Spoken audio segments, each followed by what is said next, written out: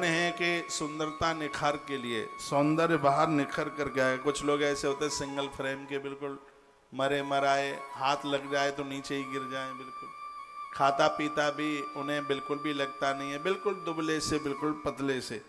क्या सुंदर वर्णन किया गया है। द्राक्षा कहते हैं सूखा हुआ अंगूर, क्या बोलेंगे उसको, किशमिश, किशमिश बोलते हैं सूखे अंगूर को। तो द्राक्षा यानी सूखा हुआ अंगूर, और उसको यदि हवन में यज्ञ में घी में मिलाकर उससे आहुति डाल दी जाए तो व्यक्ति, स्त्री पुरुष कोई भी हो, रूपवान और लक्ष्मीवान, संपदा भी चल के आएगी और रूप भी चल कर के आएगा। इतनी बड़ी इसकी महिमा है किशमिश। और उसको घी में डाल करके नवरात्रा के यज्ञ में उसकी आहुति डाली जाए। द्राक्षा लिखा है, उसी को किशमिश को ही बोलते हैं। इसकी आहुति डालने से वर्णने लक्ष्मीवान रूपवान भवेत, स्त्री पुरुष धन और सौंदर्य उन्हें दोनों प्राप्त हो जाते हैं। वर्णन किया है कि यज्ञ में धनिया की आहुति डालने से, गन्ने की आहुति डालने से और मूंग के दानों की आहुति डालने से, मक्खन की आहुति डालने से कार्य में किसी भी प्रकार की बाधा नहीं रहती, बिल्कुल रुकावट नहीं आती। एक बार फिर बोल दूं, वर्णन किया गया कि धनिया की आहुति है इसमें, और गन्ने की आहुति है, और मूंग के दाने, हरा मूंग और मक्खन, इनकी आहुति नवरात्रा के इस यज्ञ में डालने से किसी भी कार्य में रुकावट नहीं आती। आप कहते हैं ना कि बच्चा एक एक नंबर से रह जाता है, बिल्कुल ऐसा लगता है कि सफलता की सीढ़ी पर पहुंच गया फिर भी रुक जाता है, निर्णय नहीं ले पा रहे हैं। तो उसके लिए नवरात्रा में बड़ा अच्छा विधान है। एक चूदंडम मंडम नवनीतम निविद्य चाह, इसमें यज्ञ में इतनी चीज़ों की आहुति डाली जाती है तो इससे बड़ा आनंद आता है। और इसमें लिखा है कि जो आप नवनीत यानी मक्खन की आहुति डालते हैं, सौभाग्यमुत्तमम प्राप्य, माताओं का सौभाग्य, पति की लंबी उम्र बढ़ती है इससे, बच्चों की उम्र बढ़ती है। देवी लोके महीयते, ऐसे लोग माँ के दरबार में सम्मान पाते हैं। नवनीत समायुक्तम तिलम देव्य निवेद चाह, इसमें तिल की आहुति महाराज उनको बहुत धन और संपदा प्रदानित कर देती है, ऐसा वर्णन किया गया है। उस व्यक्ति की हर अभिलाषा पूरी हो जाती है। और ये और वर्णन किया है कि जो देवी देवताओं का आभान बंदन पूजन करते हैं, मरण के उपरांत उनको निश्चित रूप से मोक्ष की प्राप्ति होती है, उनकी दुर्गति नहीं होती। तो 100 बातों की बात मैंने इस आज की कथा में, नहीं मानोगे,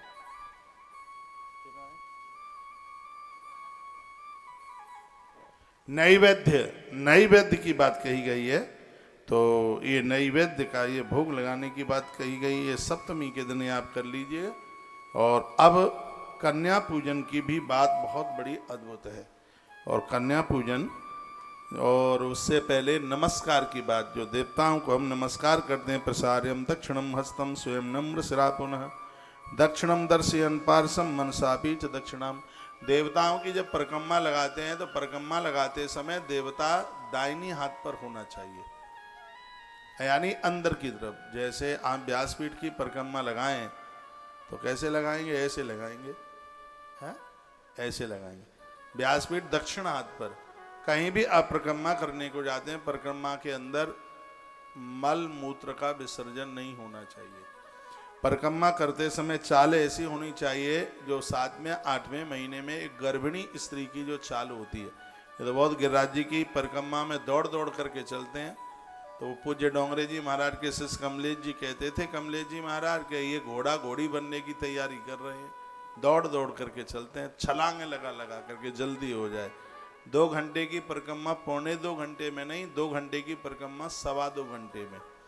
उस समय आपको स्पर्श दोष भी न लगे, लोगों में धक्का मुक्की करके न चले, ऐसी व्यवस्था कीजिए। उसी दक्षिणम दर्शयन पार्श्वम मनसा पीछ दक्षिणाम, देवताओं को दक्षिण की तरफ यानी सीधे हाथ पर रख करके उनकी प्रदक्षिणा परिक्रमा की जाए। जो लोग माँ दुर्गा की 108 परिक्रमा लगा लेते हैं, तुलसी की 108 परिक्रमा लगा लेते हैं, पीपल की 108 परिक्रमा लगाते हैं, उसका महत्व तो सुन लो थोड़ा। ये बातें आपको कोई बताने वाला नहीं है, इसलिए इस पागल आदमी से सुन लीजिए जो आपके काम में आएंगी बातें। माताओं, आप कथा में गड़बड़ कर रहे हो, बैठ जाइए। देरी से आते हैं तो फिर आप वहीं बैठिए। घाटा तो मुझे ही होगा, नोट चढ़ने से बंद हो जाएंगे, लेकिन ऐसे नोटों की जरूरत नहीं है कि कथा का आनंद ही चला जाए, इसलिए वहीं बैठे रहिए। चढ़ाने के लिए वहाँ अक्षय पात्र गौ माता का रखा है, बड़ा सा अक्षय पात्र, हुंडी पात्र रखा हुआ है। इसमें जो भी डाला जाता है वो गौ माता के खाने पीने के ही काम में आता है, उसको और जगह खर्च नहीं किया जाता। जैसे तृप्ति बालाजी में हुंडी रखी है, दुष्ट राजा के पास एक ऐसा अक्षय पात्र था जिसमें से 10,000 ब्राह्मण रोज भोजन करते थे। इस अक्षय पात्र को भी पूजा गया है। आने वाले समय में तुलसी तपोवन गौशाला के पास एक ऐसा अक्षय पात्र है, इसमें से 1 लाख गौ माता भोजन करेगी। हर कथा में लेके चलते हैं, बार रखा हुआ है, मैं उसे बंधन करता हूँ, प्रणाम करता हूँ, मेरी बड़ी श्रद्धा है उसके प्रति। तो कथा में तो जैसे आप आए, जहाँ जगह मिल जाए बस वहाँ बैठ जाइए, कथा का तार टूट जाता। तो लिखा है कि जो आप परिक्रमा करते हैं, तुलसी की करते हैं या माँ भगवती दुर्गा की पूजा करते, परिक्रमा करते, 108 परिक्रमा का महत्व इस काल का पुराण में वर्णन है। अष्टोत्तर शतम यस्तु देव्या कुर्यात् प्रदक्षिणम ससर काम मासाध्य पश्चान मोक्ष ममाप्नियात। जो व्यक्ति, बच्चों की शादियां नहीं हो रही हैं, विवाह नहीं हो पा रहा है, ये तो मतलब की बात है आपकी कि बेटा बड़ा हो रहा है, बच्चों की शादी शुदियाँ नहीं हो रही हैं, जो स्त्री पुरुष 108 परिक्रमा माँ भगवती जगदम्बा की करते हैं, उनकी सभी मनोकामना पूरी हो जाती है, उनके हर संकल्प पूरे हो जाते हैं और अंत में उनको मोक्ष लाभ प्राप्त होता है। प्रदक्षिणा, देखो परिक्रमा की इतना बड़ा महत्व है। मैं इस कथा में आता हूँ तो परिक्रमा लगा करके तब व्यासपीठ पर बैठता हूँ, और जब यहाँ से जाता हूँ तो यहाँ की परिक्रमा करता हूँ, प्रदक्षिणा करता हूँ। परिक्रमा का महत्व न हो तो गिरिराज जी की परिक्रमा लाखों लाखों लोग क्यों लगाते हैं? परिक्रमा का महत्व न हो तो 84 कोस ब्रज यात्रा की परिक्रमा क्यों लगाई जाती है? परिक्रमा का महत्व न हो तो चित्रकूट में कामदगिरीनाथ भगवान की परिक्रमा क्यों लगाई जाती है? यानी कानिच पापानी जन्मांतर कृतांच तान तान प्रक्षंति प्रदक्षिणाम पदे पदे। जब परिक्रमा में आप अपना पाम रखते हैं, फेरी लगाते हैं, तो एक एक पाम रखते रखते आपको 1,000 यज्ञ करने का पुण्य सौभाग्य प्राप्त होता है। इतनी बड़ी महिमा परिक्रमा की।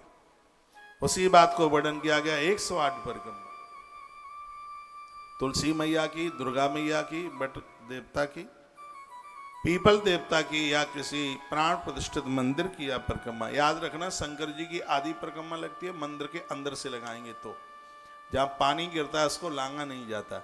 लेकिन मंदिर के बाहर से परिक्रमा आप लगा रहे हैं तो कितनी भी लगा लीजिए, फिर कोई उसका दोष नहीं है। अंदर से आदि परिक्रमा, बाहर से चाहे जितनी परिक्रमा आप लगा लीजिए। दुर्गा मैया की अंदर से परिक्रमा आप लगा रहे हैं प्रतिमा की तो 1 परिक्रमा, और मंदिर के बाहर से जितना आप लगा सकते हैं उतना लगा लीजिए।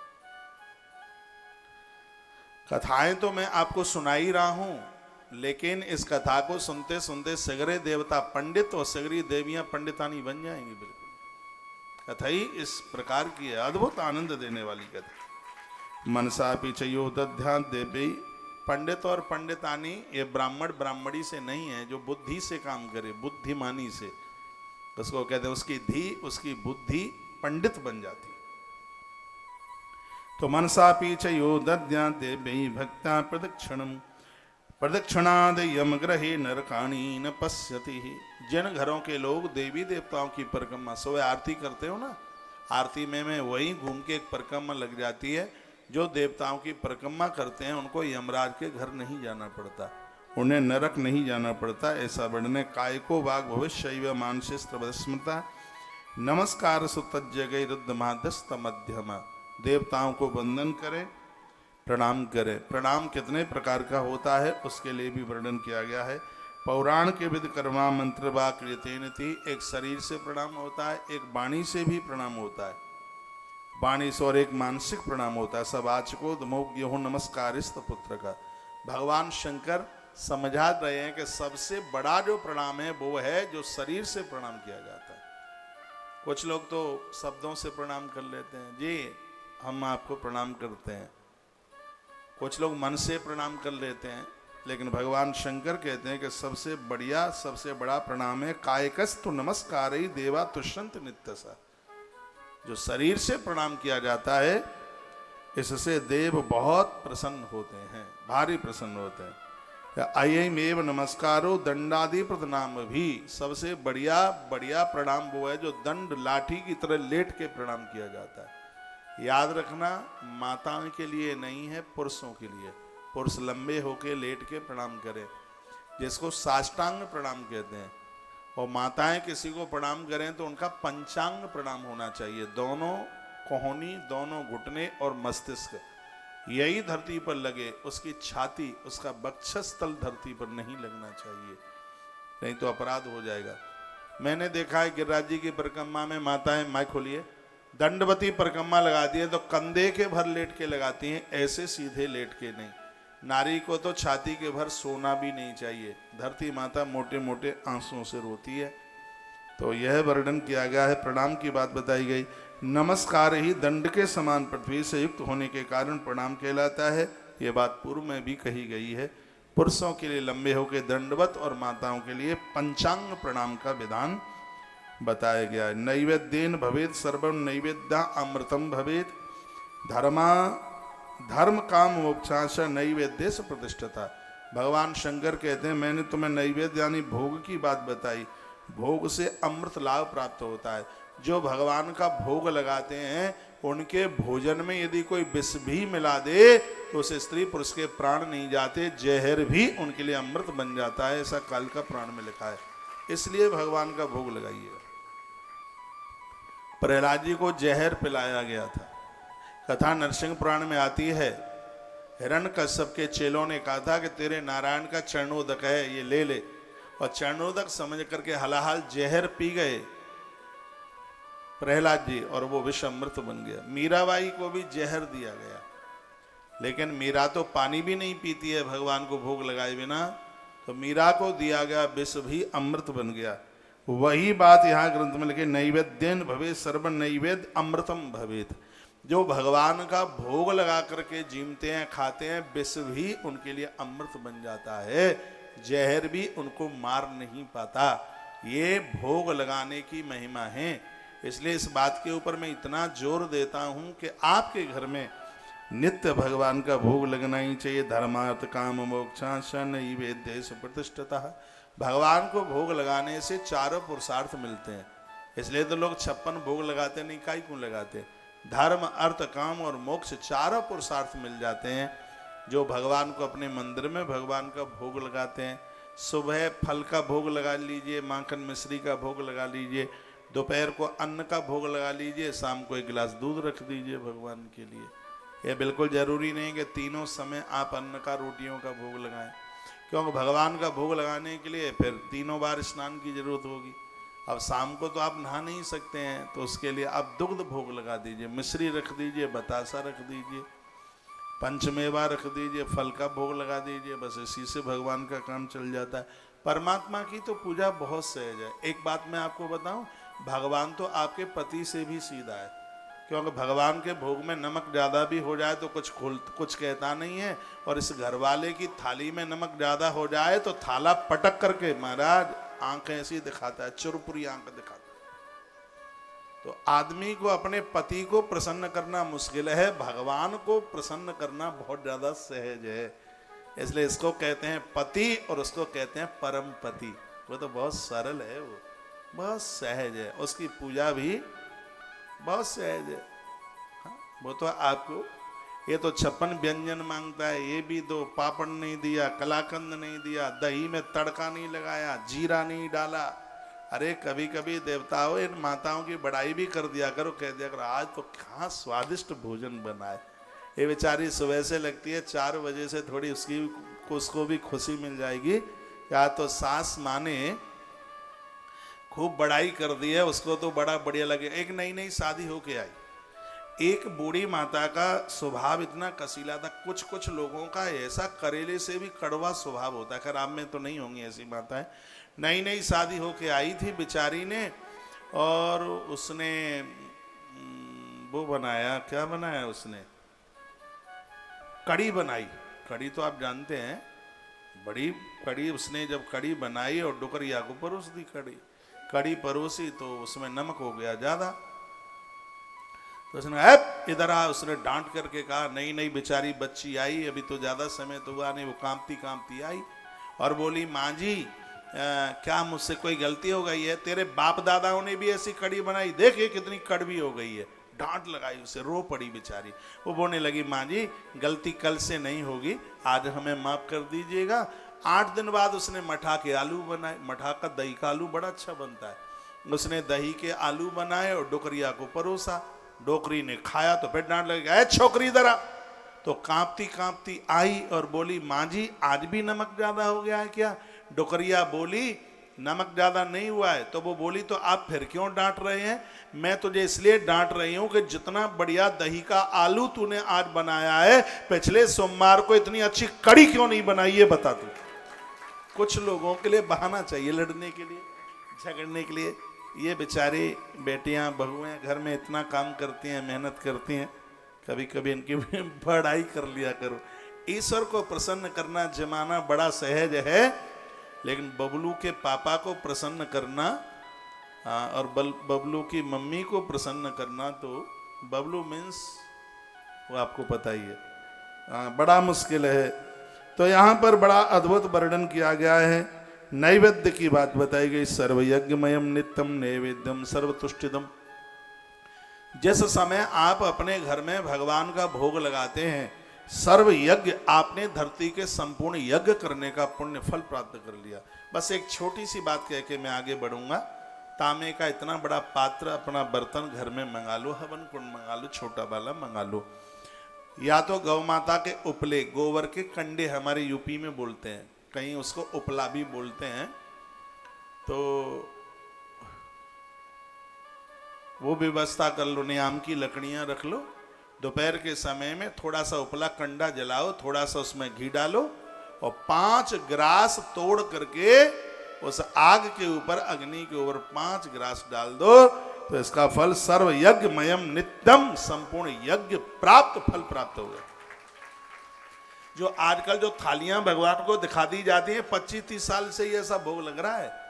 25 साल पहले तो अग्यारी उपला जलाया जाता था, उसमें घी डाला जाता था, अग्यारी की जाती थी, आग ऊपर निकलती थी और फिर उसमें ग्रास तोड़ के डाला जाता था। यहाँ मेरी पकी पकाई माताएं बैठी हैं, उनको पता होगा, उन्होंने देखा होगा। पहले अग्यारी होती थी, ये थोड़ी ही होता था कि थाली दिखाओ के लग गया भोग। या आजकल तो ऐसा ही भोग लगता है, मंदिरों में भी बस थाल दिखा दो। अभी हमने पिछले बार हनुमान जी का भोग लगाया, 156 नहीं था, पता नहीं 200 के लगभग, 250 के लगभग होगा।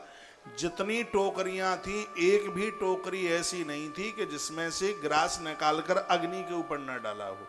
इसमें मेरी बड़ी श्रद्धा है। आजकल हम नवरात्रा में रोजाना मैया को नारियल की गिद्दी खिला रहे हैं। हाँ, वो कोई खैर हमारी गिद्दी के लिए वो भूखी नहीं है, लेकिन हमें तो खुशी होती है कि मैया ने आज हमारी गिद्दी स्वीकार कर ली। उसको ड्राई फ्रूट खिला रहे हैं, वो तो ड्राई फ्रूट की ही धरती पर रहती है, वहाँ पहाड़ों में बैठी है, दुनिया भर का ड्राई फ्रूट होता है। तो हमें तो खुशी होती है कि उसको अपने जम्मू का बढ़िया नहीं लगा, हमारे पटियाला का आज बहुत ज़्यादा बढ़िया लग गया उसको।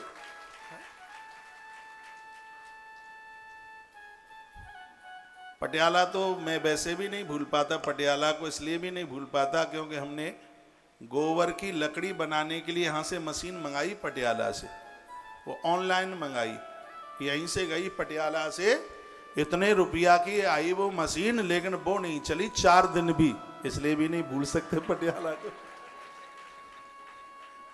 नहीं चली, यहीं से गई थी पटियाला से गोबर की लकड़ी बनाने के लिए। ऐसा सोचा था कि जितने भी शमशान घाट हैं, गौ माता के गोबर की लकड़ियां, अब मेरे पास वो नंबर नहीं है, नहीं मैं उसको मैं देखूंगा, हो सकता है नंबर शायद हो, मैं कहूँगा कि भैया अब तो मैं पटियाला आ गया, मशीन को तो वो नहीं चली 4 दिन भी, तो पटियाला तो वैसे भी काम भूलने के लायक है। ये तो मैंने यही बोल दिया, लेकिन सही है, 4 दिन मशीन चली नहीं, पटियाला से ही गई ऑनलाइन। अभी तो मैं बात ये कह रहा हूँ कि हम माँ को ड्राई फ्रूट खिला रहे हैं और इस बात की खुशी हो रही है कि तू जम्मू में बैठी है और वहाँ के तुझे ड्राई फ्रूट कैसे लग रहे हैं तू जाने, लेकिन हमारे पटियाला के सिंगला जी के घर के ड्राई फ्रूट अम्मा तुझे बहुत अच्छे लग रहे हैं, बढ़िया लग रहे हैं, इतना आनंद हो रहा है। और आज ही आपने सुना है, यज्ञ में किसमिस ड्राई फ्रूट डालने से लक्ष्मी लाभ होता है, सौंदर्य प्राप्त होता है। इसलिए तो हमारे चेहरे पर चमक आ रही है, क्योंकि रोज मुट्ठी भर डाली देते हैं अग्नि में, स्वाहा खा ले मैया, आहा आहा करके खा ले। माँ को भोग एक एक चीज का बड़ा बारीकी से वर्णन किया है। आपने सौगंध खाई है कि हम भोग नहीं लगाएंगे, लेकिन मैंने सौगंध खाई है कि सबके घर में अग्यारी जलवा करके रहूंगा, सबके घर में भोग लगेगा। इसलिए क्योंकि सर्व यज्ञमयम नित्यम नैवेद्यम सर्वतुष्टितम, जिनके घर में अंगारा जला करके 5 ग्रास अग्नि के ऊपर छोड़ दिए जाते हैं, उन लोगों को संपूर्ण यज्ञ करने का फल प्राप्त हो जाता है। तो एक उपला जलाइए, तांबे का पात्र रखिए, उसमें घी की चम्मच छोड़ दीजिएगा, कपूर लगा करके अग्नि जला दीजिए, उसमें जब अग्यारी ऊपर चल करके आ जाए तो उसमें 5 ग्रास डाल दीजिए। इससे देवता पितर सब संतुष्ट हो जाएंगे। रोज आपको यज्ञ करने का फल मिलेगा। हाथ उठा के बताइए कितनी बहनें माताएं करेंगे, और जिनके हाथ ऊपर नहीं भये हैं वे क्या करेंगे? हाथ नीचे करो, ये करके देख लो आप, बहुत आनंद हो जाएगा, बहुत खुशियां मिलेंगी। लिखाएं सर्व यज्ञमयम नित्यम नैवेद्यम सर्वतुष्टम ज्ञानदम कामदम पुण्यम सर्वभोग्यमयम तथा।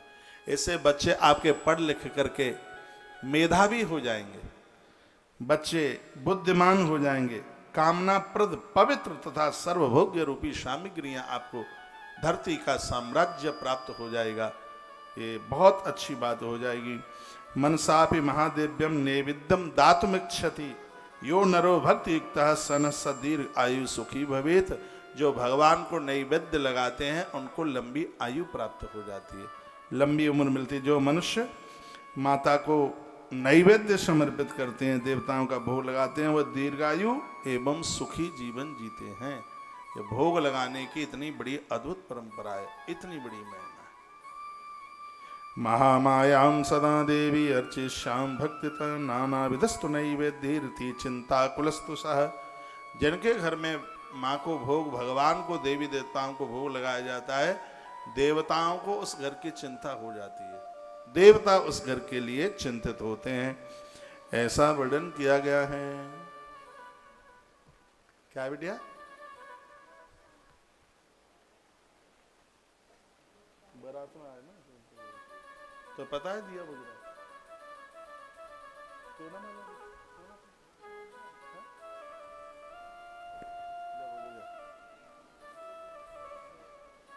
द्वारा दिला दे।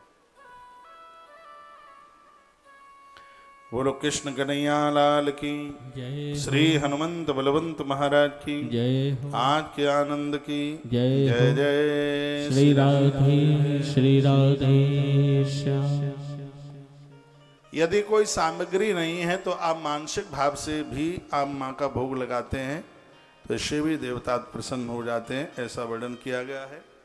तत्पश्चात नमस्कारेण लभते चतुर्वर्गम महामती सर्वत्र सर्व सिद्ध्यर्थम। देखो एक बात मैं निवेदन करूंगा, जब भी आप यहाँ कथा में आते हैं तो व्यासपीठ को आप यहाँ नहीं कहीं भी प्रणाम करके बैठिए। मंदिर के सामने से आप निकलते हैं, मंदिर में जाने के लिए समय नहीं मिलता तो बाहर से हाथ जोड़कर प्रणाम करके वंदन करके जाइए। जो ऐसा करते हैं उनके लिए वर्णन किया गया है कि ऐसे लोगों को सदक्षिण यम ग्रहे नरकाणी न पश्यति। ऐसे लोगों को यमराज के दक्षिण मार्ग से नहीं जाना पड़ता। दक्षिण मार्ग में बड़े कष्ट हैं, बैतरणी मिलती है दक्षिण मार्ग में, और बहुत भारी कष्ट झेलने पड़ते हैं। जो लोग अन्यायी और अपराधी हैं, मौत के बाद उनको दक्षिण रास्ते से लेके जाया जाता है। जो लोग धर्मात्मा हैं, ये जन अच्छे काम करते हैं, वो पूर्वीय दरवाजे से प्रस्थान करते हैं, पूर्वी रास्ते से प्रस्थान करते हैं। तो वर्णन है कि सदक्षिण यम ग्रहे नरकाणी न पश्यति। जो देवी देवताओं को वंदन प्रणाम करते हैं, मंदिरों से आगे से निकलते हैं तो हाथ जोड़ लेते हैं, नमस्कार करते हैं, जो मंदिर की ध्वजा का दर्शन करते हैं, वर्णन है कि सदक्षिण यम ग्रहे नरकाणी न पश्यति। ऐसे लोगों को, उन्हें यमराज का भवन नहीं देखना पड़ता, उन्हें यमराज के घर नहीं जाना पड़ता। नत्वा विजयते लोकान् नत्या यूरोपे वर्धते नमस्कारेण दीर्घायु छिन्ना लभते प्रजा। नमस्कार द्वारा लोग विजयी हो जाते हैं, प्रणाम करने से। एक कथा महाभारत में आती है, युद्ध के पहले धर्मराज युधिष्ठिर ने पितामह को प्रणाम किया था, गुरु द्रोणाचार्य को प्रणाम किया था, कुल गुरु को प्रणाम किया था। उन्होंने आशीर्वाद दे दिया कि विजयी भव। भगवान श्री कृष्ण ने कह दिया था, अर्जुन भले ही अभी कितने भी दिन युद्ध चले, परिणाम घोषित हो गया कि इस युद्ध में विजय तुम्हें मिलेगी, क्योंकि तुमने प्रणाम करके आशीर्वाद ले लिया। आशीर्वाद एक नए भाग्य का निर्माण करता है। कैसे सूखे मोते बैठे हो बिल्कुल।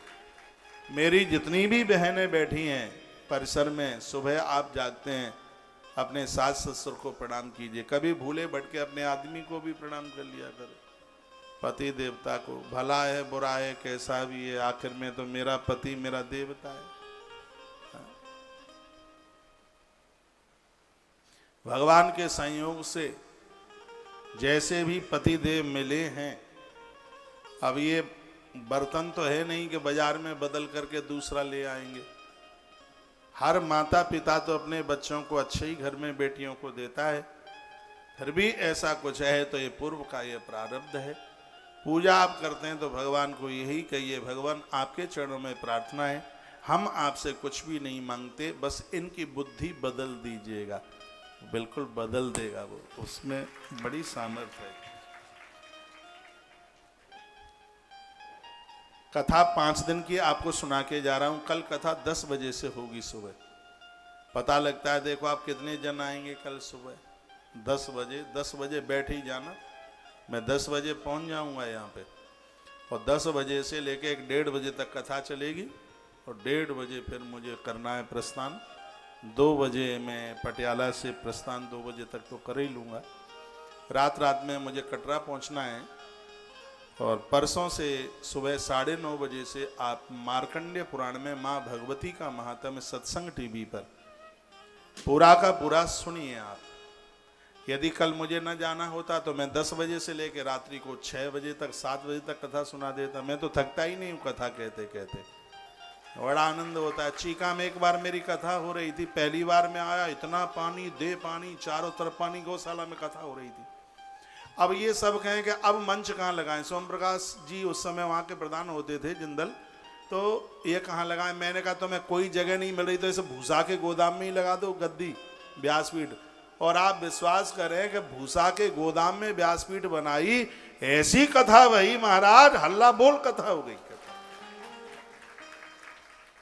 श्रोता चिगे नहीं, पानी गिरे और श्रोता बैठे तो हटे नहीं कैसे भी। तो कथा कहते कहते मुझे थकान नहीं होती है। अब मेरा आगे प्रस्थान है, मैं कथा में घड़ियां देखता नहीं, मुझे तो थोड़ी आपकी चिंता होती है, क्योंकि ज़्यादा टाइम आपका ले लूँगा तो दूसरे दिन आप आएंगे नहीं, कि वो तो इतना बिठाते हैं, हम नहीं जाते। तो कल समापन का दिन है और इतना आनंद आवेगा। सबसे आनंद की बात यह है कि कल मैं आपको शक्तिपीठ की कथाएं, यदि आज नहीं हो पाई तो कल उसको निवेदित करूँगा, तो कल की कथा आप जरूर सुन लीजिएगा। घर गृहस्थी के सगरे काम होते रहेंगे, ना ये व्यासपीठ मिलेगी और ना ये संयोग मिलेगा नवरात्रा का जहाँ आप बैठे। और काल का पुराण तो मिलेगा ही नहीं, ये पक्की बात है। काल का पुराण की महिमा है, काल के मुख में भी सुरक्षित रहता है जीव जो काल का पुराण की कथा सुनता है। हाँ, काल भी उसके सामने परास्त हो जाता है, वो अकाल मौत से नहीं मरता, वो कभी आत्महत्या नहीं कर सकता, चाहे स्त्री हो चाहे पुरुष।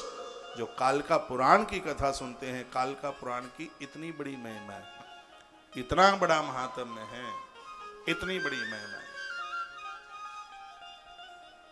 आजकल बहुएं सास ससुर के ऊपर बहुत केस कर रही हैं, मालूम है आपको? पता है, झूठे केस लगते हैं सब। ये जितने दहेज के केस हैं वो सगरे फर्जी, ज्यादातर ऐसे तो फर्जी ही है। ये इस समय इतनी बड़ी विडंबना, इतनी बड़ी दिक्कत है। इसी ग्रंथ में वर्णन है कि जो काल का पुराण की कथा देवी महात्म्य जिनके घरों में होता है, बच्चे से लेकर के बूढ़े तक की बुद्धि बदल जाती है। सब लोग संयोग से रहते हैं, हाँ, एक दूसरे को अपना मान करके रहते हैं। तो ये भगवान की बहुत बड़ी कृपा है कि हम नवरात्रा के समय में माँ भगवती जगदम्बा का काल का पुराण सुन रहे हैं। दुर्गा दुर्गत नाशिनी, जो हमारी दुर्गति का नाश कर देती है, हमारे अभावों को समाप्त कर देती है, ये मैया जी की बहुत बड़ी कृपा है और माता रानी की कृपा से ही और ये कथा काल का पुराण की सुनी जा रही है। तो कुछ श्लोक इसमें और बड़े अद्भुत हैं। इसमें वर्णन किया गया, नमस्कारेण लभते चतुर्वर्गम महामते। आपको सब कुछ प्राप्त होता है जब पूज्य लोगों के आप चरण छूते हैं। राम जी के पास सगरी विद्या बिना पढ़े अपने आप आ गई। गोस्वामी जी ने चौपाई लिखी है, प्रात काल उठकर रघुनाथा, मात पितहि गुरु नावहि माथा, गुरुग्रह पढ़न गए रघुराई, और अल्पकाल सगरी विद्या आई। वो सब अपने आप आ गई, क्योंकि राम जी इन बड़ों के चरण छू करके आशीर्वाद लेते थे। इतने बड़े जीवन में कभी बन्ना मत के प्रणाम करने में लाज लगे। वो बहुएं बड़ी सहज इतनी अच्छी लगती हैं, बिल्कुल बटुआ सी गोल मटोल इतनी अच्छी लगती हैं, जो जागते ही अपने वृद्ध सास ससुर को बंदन करें, प्रणाम करें हैं, और डुकरिया सिर के ऊपर हाथ रख दे, भाग्य ही बदल जाए। तो ऐसा जीवन जिया जाए तो फिर तो आनंद है इन कथाओं में है। बेटा माँ बाबू जी के चरण छू करके आशीर्वाद ले, घर से आप बाहर जा रहे, तीर्थ यात्रा जा रहे, इनके चरणों से हाथ लगा के देखिए तो सही। एक किसी युवा भाई ने मुझे कहा, महाराज जी मुझे आदत है, मैं गंगा जल रोज लेता हूँ, लेकिन कभी कभी गंगा जल रहता नहीं है तो मेरा नियम टूट जाता है। मैंने कहा नियम नहीं टूटेगा, ये चक्कर घूम रहा है, नहीं पता लगता यार।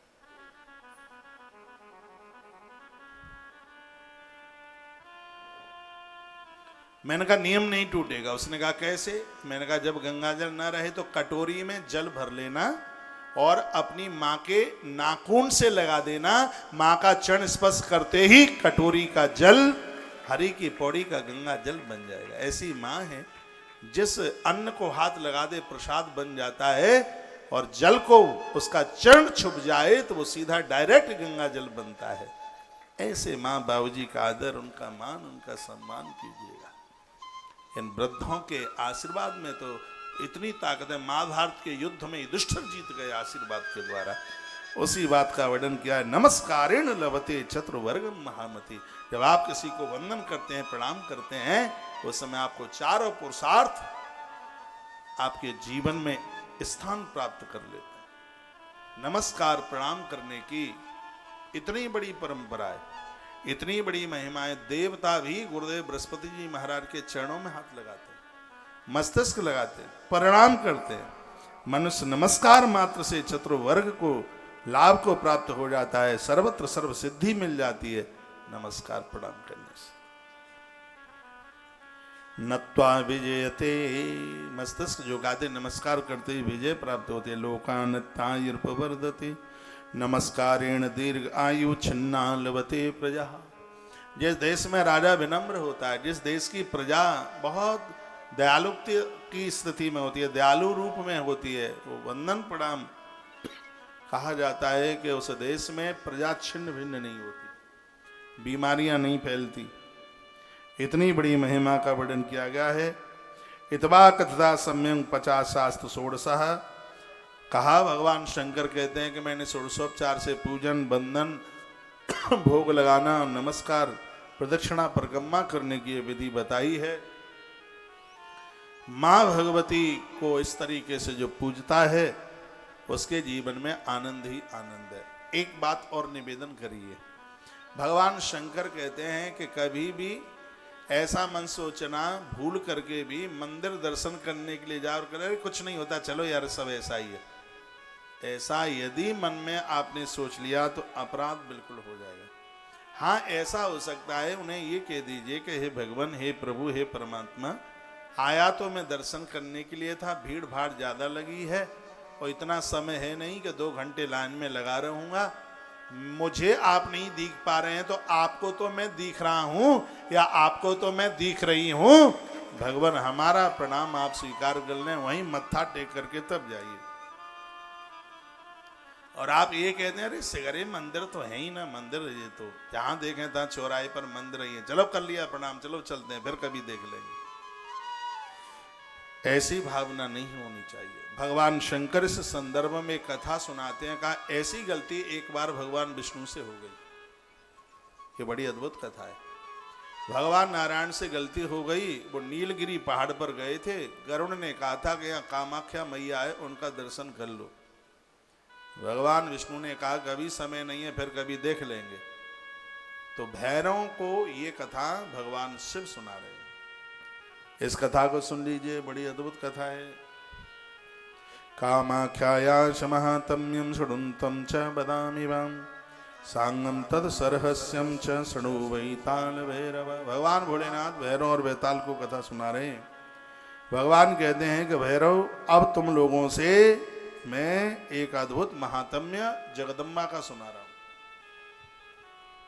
कामाख्या देवी का महात्म्य सुना रहा हूं। वर्णन के कदा गरुणेनासु विष्णु विष्णु परायणम। जब हम मंदिर में थे तो सिंगला जी बोले कि यहाँ भैरव बाबा का मंदिर और है, उनका और दर्शन कर लो। अब जल्दी इतनी थी क्योंकि आज मैं जल्दी आया यहाँ सभी उत्सव मनाया गया, बहुत आनंद आया। मैं बड़ा बड़भागी हूँ, भाग्यशाली हूँ।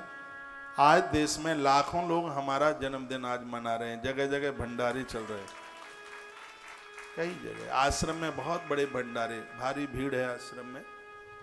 तस्वीरें भी कुछ मेरे पास में आई हैं और भी जहाँ जहाँ मेरा बहुत ज़्यादा जाना हुआ है, लोग बड़े हर्ष और उल्लास के साथ में